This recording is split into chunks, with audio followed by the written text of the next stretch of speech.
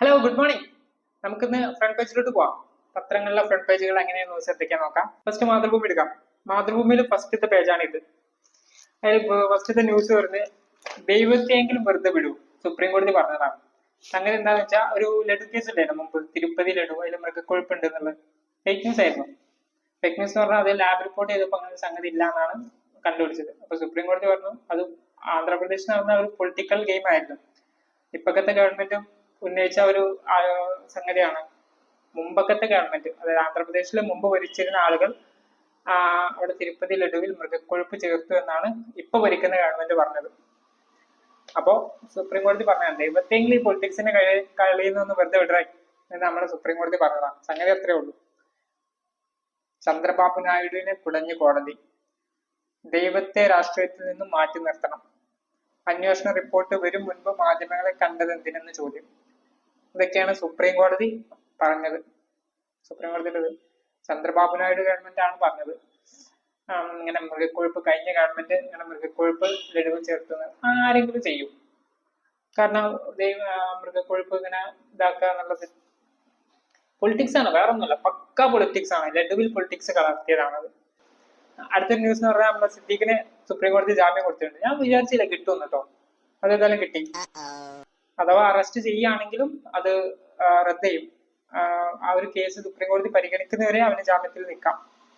അങ്ങനത്തെ ഒരു വാർത്ത ഉണ്ട്. പിന്നെ ഒരു ന്യൂസ് എന്ന് പറഞ്ഞാൽ മാതൃഭൂമിയില് മഞ്ഞുമല തിരിച്ചെത്തുന്നു, തോമസിന്റെ മൃതദേഹം. ആ ന്യൂസ് നമുക്ക് ഡീറ്റെയിൽ ആയിട്ട് വരട്ടോ, കാരണം മലയാളം മനോരമ ഡീറ്റെയിൽ ആയിട്ട് കൊടുത്തിട്ടുണ്ടത്. പിന്നെ നമ്മളെ മിഥുൻ ചക്രവർത്തിക്ക് ഫാൽക്കെ എന്ന് പറഞ്ഞു കഴിഞ്ഞാൽ നമ്മളെ രാജ്യത്തിലെ എന്താ പറയാ ഏറ്റവും ടോപ്പിൽ നിൽക്കുന്ന ചലച്ചിത്ര അവാർഡാണ് ഫാൽക്കെ. ദാദാ സാഹിബ് ഫാൽക്കെ, അതാണ് സംഗതി. മിഥുൻ ചക്രവർത്തി എനിക്ക് പുള്ളി അറിയില്ല. അതൊക്കെ തന്നെ ഉള്ളൂ. അപ്പൊ അങ്ങനെയൊക്കെ തന്നെ മാതൃഭൂമിയിലെ ന്യൂസുകൾ. മാതൃഭൂമിയുടെ പ്രധാനപ്പെട്ട വാർത്ത ഇന്നത്തെ നമ്മളെ ലഡു കേസാണ്. ആന്ധ്രാപ്രദേശിലെ തിരുപ്പതി ലഡു, സുപ്രീം കോടതിയുടെ വിധി. ചന്ദ്രബാബു നായിഡു ഗവൺമെന്റിനെ സുപ്രീം കോടതി എടുത്തിട്ട് കൊടഞ്ഞിട്ടുണ്ട്. ഓക്കെ, ദേശാഭിമാനി നോക്കാം. ദേശാഭിമാനിയുടെ പ്രധാനപ്പെട്ട വാർത്ത ഇന്നത്തെ ഫ്രണ്ട് പേജ് എന്ന് പറഞ്ഞു കഴിഞ്ഞാൽ ഇതാണ്. ഇതില് നമുക്ക് എങ്ങനെ നോക്കിക്കഴിഞ്ഞാല് പ്രധാനപ്പെട്ട ന്യൂസ് എന്താണ്? പ്രളയ സഹായം കേരളത്തെ വീണ്ടും തഴഞ്ഞു. പ്രളയ സഹായം കേരളത്തെ വീണ്ടും തഴഞ്ഞു. പ്രധാനമന്ത്രി വന്നുപോയി, 2 മാസമായിട്ടും സഹായമില്ല. ഗുജറാത്ത് 600 കോടി രൂപ, മണിപ്പൂർ 50 കോടി രൂപ, ത്രിപുര 25 കോടി രൂപ വീതം മുൻകൂറായി നൽകാൻ തീരുമാനം. അല്ലെങ്കിലും കേന്ദ്രത്തിന് ഈ വാർത്ത എത്രത്തോളം സത്യം എന്ന് നമുക്ക് അറിയില്ല. നമുക്ക് കൊടുത്ത ദേശാഭിമാനിയാണ്, എത്രത്തോളം അത് ഉണ്ടെന്ന് നമുക്കറിയില്ല. പക്ഷെ തഴഞ്ഞിട്ടുണ്ടെങ്കിൽ നോക്കേണ്ട വിഷയം തന്നെയാണ്. പക്ഷെ അതിന് ഒരുപാട് ക്രൈറ്റീരിയ ഉണ്ടാവും. അത് ചിലപ്പോൾ അതുകൊണ്ട് വല്ലതായിരിക്കാം. ഒരു ഓരോരോ ഡിസാസ്റ്ററിന്റെ ക്രൈറ്റീരിയയും കാര്യങ്ങളൊക്കെ കണക്കാക്കുന്നത് കൊണ്ടായിരിക്കാം എന്ന് തോന്നുന്നു എനിക്ക്. പിന്നത്തെ ഒരു ന്യൂസ് നമ്മുടെ ദേശാഭിമാനി കൊടുത്തത് ഇനി എല്ലാം ഡിജിറ്റൽ എന്നുള്ള ഒരു ന്യൂസാണ്. ഇതേ ന്യൂസ് മനോരമ നമ്മുടെ മാധ്യമത്തിലുണ്ട്, അത് കൊടുത്തത് മറ്റൊരു രൂപത്തിലാണ്. നമുക്ക് മാധ്യമം ഡിസ്കസ് ചെയ്യുമ്പോൾ എടുക്കണം. ഇനിയെല്ലാം ഡിജിറ്റൽ എന്ന് പറയുമ്പോൾ നമ്മൾ ആധാരത്തിന്റെ ഡീറ്റെയിൽസ് ഒക്കെ നമ്മൾ ഇനി സൈറ്റിൽ രജിസ്റ്റർ ചെയ്യണം. അതാണ് ഇനിയെല്ലാം ഡിജിറ്റൽ. ഇതുവരെ അങ്ങനത്തെ ഒരു പരിപാടി ഇല്ല. അപ്പൊ കാര്യങ്ങൾ കുറച്ചുകൂടി സുതാര്യമാവും. അതിനു മുമ്പ് ആധാർ രജിസ്റ്റർ ചെയ്യുന്ന സമയത്ത് അങ്ങനത്തെ ഒരു കാര്യമില്ലേ, ഈ നമ്മള് സ്ഥലം വാങ്ങുക വിൽക്കുക ചെയ്യുന്ന സമയത്തുള്ള പരിപാടിയാണോ. ഡിജിറ്റൽ ആകുമ്പോൾ കുറച്ചും കൂടി നമ്മൾ ആ പ്രോസസ്സ് കുറച്ചും കൂടി എളുപ്പമാവും. അതിനാണ് കൊടുത്തിരിക്കുന്നത്. പക്ഷെ മാധ്യമം അത് കൊടുത്തിരിക്കുന്നത് മറ്റൊരു രൂപത്തിലാണ്. മാധ്യമത്തിലെ വാർത്ത നമുക്ക് നോക്കാം. ദേശാഭിമാനിയിൽ മറ്റേ ദൈവങ്ങളെ വെറുതെ വിടണം, സുപ്രീം കോടതിയിൽ ആന്ധ്രാപ്രദേശിലെ പ്രശ്നം, ലഡു കേസ്, അത് ഇതിലുണ്ട്. ഓക്കെ, ദേശാഭിമാനിയിൽ അത്രേ ഉള്ളൂ. അപ്പൊ ദേശാഭിമാനത്തെ പ്രധാനപ്പെട്ട ന്യൂസ് കേരളത്തെ തഴഞ്ഞു. മറ്റൊരു ഇതിലും ഞാൻ വാർത്ത കണ്ടിട്ടില്ല. ഓക്കെ, മാധ്യമത്തിൽ നമുക്ക് എന്താ നോക്കാം. മാധ്യമത്തില് പ്രധാനപ്പെട്ട ന്യൂസ് എന്ന് പറഞ്ഞു കഴിഞ്ഞാൽ ആധാര രജിസ്ട്രേഷൻ വിവരങ്ങൾ വെബ്സൈറ്റിൽ സൈബർ തട്ടിപ്പിന് വഴി തുറക്കുന്നു.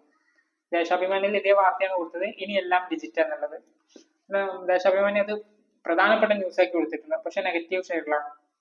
എന്തെങ്ങനെയാ, കാരണം നമ്മൾ ഈ ആധാർ ഡീറ്റെയിൽസ് ഒക്കെ നമ്മൾ വെബ്സൈറ്റിൽ കൊടുക്കുമ്പോൾ അതിൽ നമ്മളെ ബാങ്ക് ഡീറ്റെയിൽസ്, പാന്, അതുപോലെയുള്ള ഡീറ്റെയിൽസ് കാര്യങ്ങളൊക്കെ കൊടുക്കും. അപ്പൊ ഇതിൽ നിന്ന് എന്താ പറയാ ഹാക്കേഴ്സിന്, അതായത് തട്ടിപ്പ് നടത്താൻ ഉപയോഗിക്കുന്ന ആൾക്കാർക്ക് ആ ഡീറ്റെയിൽസ് ഒക്കെ എടുക്കാം, നമ്മളെ ഫോം വിളിച്ചോ ബാക്കി നമ്മളെ ബാങ്ക് അക്കൗണ്ട് ഡീറ്റെയിൽസ് ഒക്കെ കിട്ടിക്കഴിഞ്ഞാൽ എന്തും ചെയ്യാലോ. അതിനൊരു സാധ്യത ഉണ്ട്, അത്രേ ഉള്ളൂ. അല്ലാതെ അതിങ്ങനെ ഒരു പോസിബിലിറ്റി അവിടെ ഉണ്ട്, അത്രേ ഉള്ളൂ. അല്ലാതെ അത് അത്ര വലിയ സീനാണെന്ന് തോന്നുന്നില്ല. അതെന്തെങ്കിലുമൊക്കെ ഒരു ചേഞ്ച് വരുത്തി കഴിഞ്ഞാൽ അത് മാറ്റാം. നമ്മുടെ രജിസ്റ്റർ, ബാങ്ക് ഡീറ്റെയിൽസ്, വ്യക്തിഗത വിവരങ്ങള്, ആധാർ നമ്പർ, ഇതൊക്കെ ഉണ്ടാവും. ഇതൊക്കെ കിട്ടിക്കഴിഞ്ഞാൽ ആധാർ നമ്പർ, നമ്മളെ ഫോൺ നമ്പർ, അതുപോലെ ബാങ്ക് ഡീറ്റെയിൽസ് ഒക്കെ കിട്ടിക്കഴിഞ്ഞാൽ തന്നെ ഒരു ഐഡിയ ഉള്ള ഒരാൾക്ക് അതിന് എങ്ങനെ പൈസ ചൂണ്ടാന്ന് കൃത്യമായിട്ട് മനസ്സിലാവും. അപ്പൊ അതാണ് മാധ്യമം പറയുന്നത്. പക്ഷെ അത് ഗൗരവമുള്ള കാര്യമാണ്. പക്ഷെ സിമ്പിൾ ആയിട്ടുള്ള തിരുത്തണമെങ്കിൽ പെട്ടെന്ന് സിമ്പിൾ ആയിട്ട് തിരുത്താവുന്ന കാര്യമാണ് എന്റെ ഒരു അഭിപ്രായത്തിൽ. ഓക്കെ. പിന്നെ നമ്മുടെ മാധ്യമത്തിന്റെ അടുത്ത ന്യൂസ് എന്ന് പറഞ്ഞാൽ മലപ്പുറത്തിനെതിരെ സംഘപരിവാർ ഭാഗം ഏറ്റെടുത്ത് മുഖ്യമന്ത്രി ഇന്നലെ ഒരു പ്രസ്താവന നടത്തിയിട്ടുണ്ട്. മലപ്പുറത്ത് നിന്നാണ് ഏറ്റവും കൂടുതൽ സ്വർണം ഹവാലയൊക്കെ പിടിക്കുന്നത്. ഒന്നാമത്തെ കാര്യം ഈ ചങ്ങായിക്ക് അതല്ല, ഓനായി എഴുതി കൊടുക്കുന്നതെങ്കിലും വായിച്ചിട്ടുണ്ടാവാം. എഴുതി കൊടുക്കുന്ന ആരാ? അജിത് കുമാറും അല്ലെങ്കിൽ പി ശശി. ഇവര് എഴുതി കൊടുക്കുന്നതാണ് ഓൻ വായിക്കുന്നത്.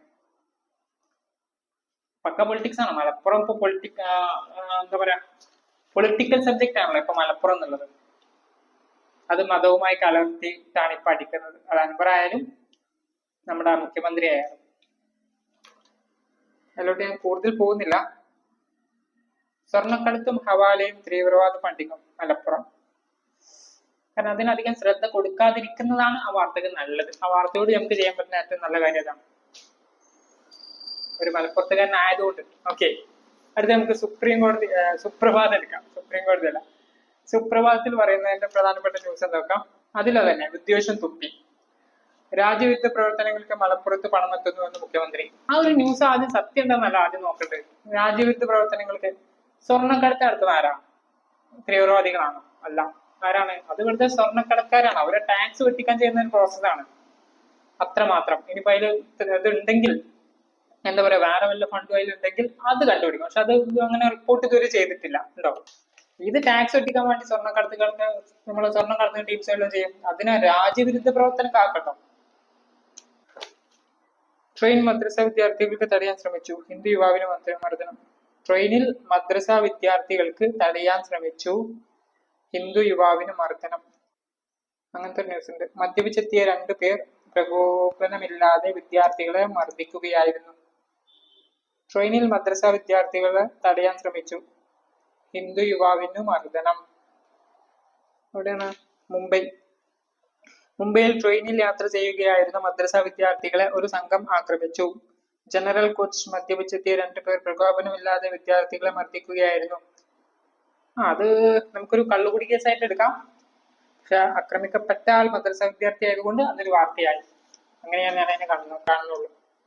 പിന്നെ അടുത്തത് കരയാക്രമണം നേരിടണമെന്ന് ഹിസ്ബുള്ള. കരയാക്രമണം നേരിടുമെന്നും ഹിസ്ബുള്ള. നമ്മളെ ലബനോണിൽ ഉള്ള കേസാണത്. ആ ഒരു വാർത്ത നമ്മളെ സുപ്രഭാതം പത്രത്തിലുണ്ട്. പിന്നെ നമ്മുടെ സിദ്ദീഖിന്റെ കേസുമുണ്ട്. ഓക്കെ. പിന്നെ മിഥുൻ ചക്രവർത്തി എന്ന് പറഞ്ഞാൽ ദാദാ സാഹിബ് ഫാൽക്കെ അവാർഡ് കിട്ടിയ ന്യൂസുണ്ട്. അതൊക്കെയാണ് നമ്മുടെ സുപ്രഭാതത്തിന്റെ ഫ്രണ്ട് പേജ്. ഓക്കെ. അടുത്തത് സിറാജിൽ എന്തൊക്കെ നോക്കാം. സിറാജിന്റെ ഫ്രണ്ട് പേജ് ആണത്. സിറാജില് എങ്ങനെ യന്ത്ര കൈക്ക് പൂട്ടും, സുപ്രീം കോടതി ഉത്തരവ് ലംഘിച്ച് ബുൾഡോസർ രാജ് എന്ന് പറഞ്ഞു. അതായത് സുപ്രീം കോടതി കഴിഞ്ഞ ആഴ്ച 2-3 ദിവസം പറഞ്ഞു, കഴിഞ്ഞ ആഴ്ച എനിക്ക് തോന്നുന്നു, അങ്ങനെ ബുൾഡോസർ ഉപയോഗിച്ച് കാര്യങ്ങളൊന്നും പൊളിക്കാൻ പാടില്ല എന്നൊക്കെ പറഞ്ഞു. അതായത് നമ്മളെ UP-യിലുള്ള സംഗതിയാണല്ലോ ബുൾഡോസർ രാജ്. അപ്പൊ അതിനെ നമ്മളെ സുപ്രീം കോടതി നൈസായിട്ട് തടഞ്ഞിരുന്നു. പക്ഷെ അത് വിധി വന്നതിന് ശേഷം ആസാമിലും വീണ്ടും ബുൾഡോസർ ഉപയോഗിച്ച് അന്യായമായിട്ട് ഇങ്ങനെ വീടുകളും ഇതൊക്കെ തകർത്തു. അപ്പൊ അവര് നേരെ സുപ്രീം കോടതി പോയി. എന്റെ പൊന്ന് സാറേ, ഇവിടെ വീണ്ടും അടി നടക്കണമെന്ന് പറഞ്ഞു. അപ്പൊ സുപ്രീം കോടതി അത് തടഞ്ഞതാണ്. അതിനെ പറ്റിയുള്ള ന്യൂസ് ഉണ്ട്. ആസാമിൽ ഈ സുപ്രീം കോടതി പറഞ്ഞതിന് ശേഷം 20 വീടുകളാണ് തകർത്തത്. 20 വീട് എന്നല്ലേ, 47 ആസാം സ്വദേശികൾ നൽകിയ ഹർജിയിലാണ് സുപ്രീം കോടതി ആസാം സർക്കാരിനെ നേരിട്ട് നോട്ടീസ് അയച്ചത്. 3 ആഴ്ചക്കുള്ളിൽ തന്നെ മറുപടി നൽകണമെന്ന് നിർദ്ദേശിച്ചു. എന്തായാലും സുപ്രീം കോടതി പോലും ഒരു കാര്യം പറഞ്ഞിട്ട് പൊളിറ്റിക്സ് ആണ് എസ്പെഷ്യലി. ഓക്കെ. സിറാജാണ് ന്യൂസ് കൊടുത്തിട്ടുള്ളത്. പിന്നെ സിറാജിൽ കൊടുത്തിരിക്കുന്ന മറ്റൊരു പത്രത്തിന്റെ ഫ്രണ്ട് പേജിൽ കാണാത്തൊരു ന്യൂസ് എന്ന് പറഞ്ഞാൽ നമ്മളെ സുനിത വില്യംസിന്റെ കേസാണ്. കേസല്ല, സുനിത വില്യംസിനെ തിരിച്ചെത്തിക്കാൻ സ്പേസ് എക്സ് പേടകം ബഹിരാകാശത്ത്. നമ്മളെ സുനിതിൻ ടീം അവിടെ കുടുങ്ങിയിട്ട് കുറച്ച് ദിവസമായല്ലോ. ഇതുവരെ അടുത്ത വർഷമൊക്കെ ഇനി അവർ ഇവിടെ എത്തുള്ളൂ. അപ്പൊ തന്നെ അവിടുത്തെ ആരോഗ്യസ്ഥിതിക്ക് എന്തായിരിക്കും? സുനിതിന്റെ ഒപ്പം ഒരാളും കൂടി ഇല്ലെന്ന് തോന്നുന്നു, സുനിത വില്യംസും പിന്നെ വേറൊരു വ്യക്തിയും കൂടി ഉണ്ട്. നമ്മളെ ഇന്റർനാഷണൽ സ്പേസ് സെന്ററിലാണല്ലോ അവർ കുടുങ്ങി കിടക്കുന്നത്. 2-3 ദിവസമായി, 3 മാസമല്ല അതിലേറായിട്ടുണ്ട്. ഇവിടെയാണ് നമുക്കൊരു കാര്യം നോക്കട്ടെ, നമ്മൾ ഈ ഒരു സ്പേസ് ടെക്നോളജിയിൽ എത്രത്തോളം പിന്നിലാണെന്നുള്ളത്. നമ്മളെന്ന് പറഞ്ഞാൽ നമ്മളെ ലോകം. അവിടെ മറ്റൊരു കാര്യം കൂട്ടി നോക്കട്ടെ, നമ്മൾ സ്പേസ് ടൂറിസം എന്ന് പറയുന്ന ഒരു പദ്ധതി ഉണ്ട്, നിങ്ങൾക്കറിയില്ലേ സ്പേസ് ടൂറിസം? അപ്പോ അവിടെയുള്ള ഏറ്റവും വലിയൊരു ചലഞ്ച്, അവിടെ പോയിട്ട് ബ്ലോക്ക് ആയി കഴിഞ്ഞാൽ, അവിടേക്ക് വരാത്ത വിധത്തിൽ ബ്ലോക്ക് ആയി കഴിഞ്ഞാൽ അതൊരു 1.5 കുടുങ്ങലാണ്.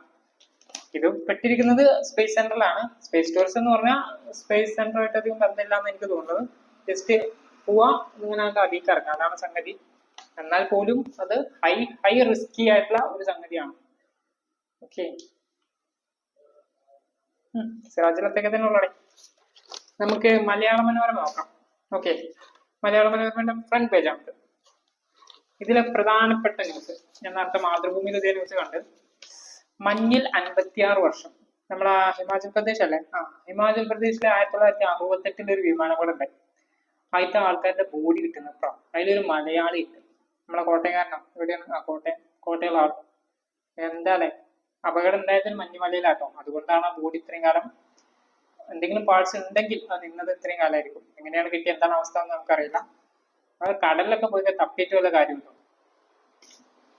കടലത് മഞ്ഞുമല ആയതുകൊണ്ടാണ് ഇത്രയും കാലം ആ തെരച്ചിൽ പിടിച്ചതും ഇപ്പൊ ബോഡി കിട്ടാനും കാരണം മഞ്ഞുമല ആയതുകൊണ്ടാണ്. എന്തായാലും വളരെ ഇമ്പോർട്ടന്റ് ആയിട്ടുള്ള ന്യൂസ് തന്നെയാണത്. 56, അതായത് 1968 വിമാനപകടം ഉണ്ടായിട്ട്. എന്താണോ എനിക്ക് തോന്നുന്നു സൈനികരാണ് തോന്നുന്നത്. അതെ, അത് സൈനിക വിമാനാപകടമാണ് കേട്ടോ, സൈനിക വിമാനാപകടമാണ്. പിന്നെ നമ്മളെ സിദ്ദീഖിന്റെ താൽക്കാലിക ജാമ്യം ഉണ്ട്. ഈ 2 ന്യൂസാണ് നമ്മുടെ മലയാള മനോരമയിൽ കൊടുത്തിട്ടുള്ളത്. അപ്പോ ഇന്നത്തെ പ്രധാനപ്പെട്ട ന്യൂസുകൾ എന്ന് പറഞ്ഞു കഴിഞ്ഞാൽ, ഒന്ന് നമുക്കിതെടുക്കാം, മഞ്ഞിൽ 56 വർഷം എന്നുള്ളത്. പിന്നെ നമ്മളെ മുഖ്യമന്ത്രിയുടെ വിദ്വേഷ പ്രസംഗം, ഒരു പൊളിറ്റിക്കൽ ഗെയിം. പിന്നെ ഉള്ളത് സിദ്ദീഖിന് ജാമ്യം കിട്ടിയ കേസ്. അത്രയൊക്കെ തന്നെ, വേറെ കാര്യമായിട്ടുള്ളൊന്നുമില്ല. പിന്നെ ഇന്നലെ അൻവറിന്റെ ഒരു പരിപാടി ഉണ്ടായിരുന്നു, അതിനെ പറ്റി ഫ്രണ്ട് പേജുകളൊന്നും കണ്ടില്ല, ഉള്ളിലെവിടെയെങ്കിലും ഉണ്ടായിരിക്കും. അപ്പോൾ ഇന്നത്തെ പരിപാടി അത്രയൊക്കെ തന്നെ ഉള്ളൂ. അപ്പോൾ നാളെ കാണാം. ബൈ.